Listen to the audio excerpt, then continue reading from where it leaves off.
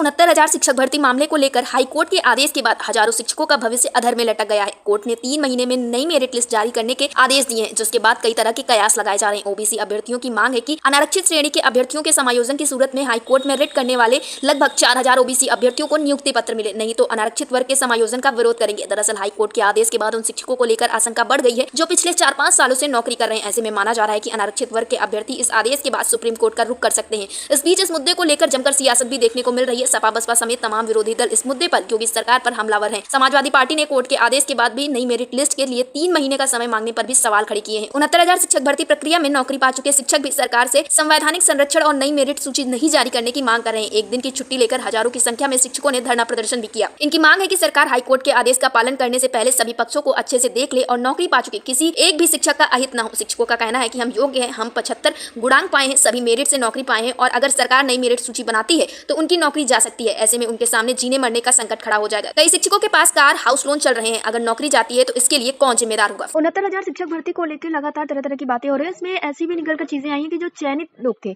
उनके ऊपर भी अब खतरा मंडरा रहा है। तो इस चीज से क्या कुछ चीजें होने वाली हैं और ये चयनित लोगों के ऊपर बात कैसे आई? क्योंकि इसमें तो जहां तक देखा गया तो अभ्यर्थियों के ऊपर बात हो रही थी, फिर चयनित लोग भी इसमें शामिल हो गए, ये कैसे हो गया?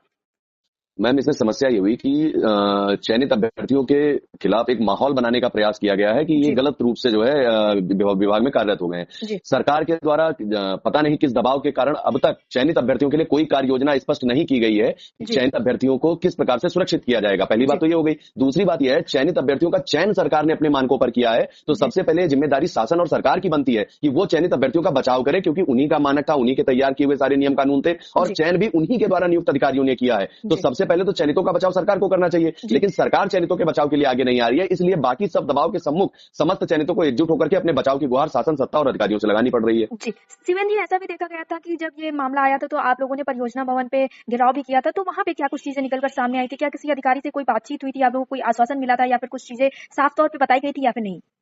मैम, जब ये डबल बेंच का आदेश आया था उसके बाद से एक वर्ग के द्वारा लगातार निदेशालय पर धरना दिया जा रहा था। पक्ष विपक्ष सत्ता पक्ष अधिकारी सब एक ही वर्ग की, एक ही तरफ की बात कर रहे थे।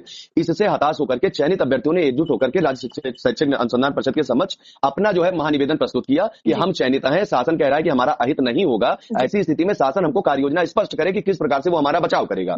लेकिन पूरे दिन का हमारा धरना चला। लगभग 6 से 10,000 अध्यापक जो है उस दिन आकस्मिक अवकाश लेकर के वहां उपस्थित थे। उसके बावजूद किसी भी अधिकारी के द्वारा यह कार्य योजना स्पष्ट नहीं की गई कि किस माध्यम से वो चयनितों को सुरक्षित करेंगे। हमारा लगातार आपको लगभग 50 से अधिक विधायकों ने और लगभग 25 से अधिक सांसदों ने चयनित शिक्षकों के समर्थन में माननीय मुख्यमंत्री जी को ज्ञापन प्रेषित किया है कि चयनित अध्यापकों की सुरक्षा पहले स्पष्ट कर दी जाए, फिर समस्त वर्गों के साथ जैसा जो न्याय करना हो वो माननीय मुख्यमंत्री जी कर दें। लेकिन मैम, जब तक उस दिन भी हम पूरे दिन धरना दिए, निवेदन किया, फिर भी हमको कार्य योजना स्पष्ट नहीं हुई। 3-4 दिन धरना देने के बाद हो गया, अब तक कार्य योजना स्पष्ट नहीं हुई। इसलिए मैम, विभाग ने अधर में छोड़ दिया लाखों हजारों चयनित शिक्षक और उनके साथ में उनके हजारों परिवार। ये सब मानसिक अवसाद में चल रहे हैं मैम कि क्या होगा क्या नहीं होगा। जब मानसिक रूप से हम मनोदशा जो है शिक्षकों की अस्त व्यस्त रहेगी तो आप समझ सकते हैं कि कार्यस्थल पर वो किस मनोदशा में किस प्रकार कार्य कर पाएगा। जी, ऐसा देखा गया है कि शिक्षकों के ऊपर अक्सर कोई ना कोई खतरा मंडराता रहता है। ऐसे में जब आप लोगों ने ज्वाइनिंग की थी तब तो बहुत खुशी का माहौल रहा होगा और अब ऐसी स्थिति में आप लोग आ गए, 4 साल नौकरी किया, उसके बाद अब अधर में लटक गए कि नौकरी आपकी कल हो भी सकती है और नहीं भी हो सकती है। तो ऐसे में शिक्षकों के बीच में कैसा माहौल है या परिवार वालों के बीच में कैसा माहौल है? मैम, परिवार में सबसे ज्यादा खुशी हुई थी कि 2.5 साल में पुनः न्यायालय की शरण में से निकल करके हम लोगों ने नौकरी पाई थी। सब हर्षोल्लास का माहौल था। बहुत सारे साथियों के अपने जीवन में आगे बढ़ रहे थे और तमाम सारी योजना लेकर के चल रहे थे। कुछ लोगों ने ऋण भी ले रखा है बैंकों से और तमाम जगहों से, जिसके आधार पर अपना जीवन यापन कर रहे थे। अब इस निर्णय के बाद में किसी को आगे का भविष्य सूझ ही नहीं रहा है। भले शासन ने न्यायालय ने सत्र लाभ देने की बात करी है, लेकिन मैम आप भी जानती है, यदि आपको ये पता हो कि 4 महीने बाद आपको नौकरी से निकाल दिया जाएगा तो आपको वो 4 महीने एक दिन वो 4 महीने का अंतिम दिन के समान प्रतीत होंगे। तो इस समय सारे शिक्षक मैम भय की अवस्था में है और इस भय की अवस्था में ही उन्होंने निदेशालय के सामने जाकर के माननीय मुख्यमंत्री से गुहार लगाई कि माननीय महाराज जी, हमारी बातें सुनिए, हमको सुरक्षित कैसे करेंगे ये स्पष्ट कर दीजिए। फिर आप शासन के आदेश को मान लीजिए या संबंधित अधिकारियों को कहिए कि जिन्होंने ये चयन सूची बनाई है वो माननीय सर्वोच्च न्यायालय की शरण में चले और इस चयन सूची और चयनित शिक्षकों का बचाव जो है करना सुनिश्चित करें। मैं जब तक ये चीज सुनिश्चित नहीं होगी, कोई भी शिक्षक साथी चैन की नींद रात में नहीं सो पा रहा है, ना वो, ना उसके परिजन, ना उससे जुड़े हुए हितमित्र। बहुत सारे साथियों का जो विवाह हो रहा था वो भी अधर में अटक गया। मैम, जब तक किसी की नौकरी स्पष्ट नहीं होगी, आप भी जानती है कि जीवन में पढ़ने सूत्र में आदमी किससे बनना चाहता है? उसी से बनना चाहता है जो आदमी सिलेक्टेड हो, नौकरी कर रहा हो या कम से कम किसी और नौकरी में हो। जिसकी नौकरी आज है कल होगी या नहीं होगी, उसके साथ में पढ़ने सूत्र में कौन बनना चाहेगा या कौन अपनी बहन बेटी का शादी उससे करना चाहेगा? जी शिवेन जी, आप लोग की आगे की रणनीति क्या होगी? किस तरह से आप लोग इस समस्या से निकलकर सामने आएंगे? क्योंकि ये एक बहुत बड़ी समस्या है, लोगों की जीवन की बात आ गई है, आपने जैसे कि बताया पढ़ने सूत्र की भी बात है, तो ऐसे में आप लोगों ने आगे की रणनीति क्या बना के रखी है?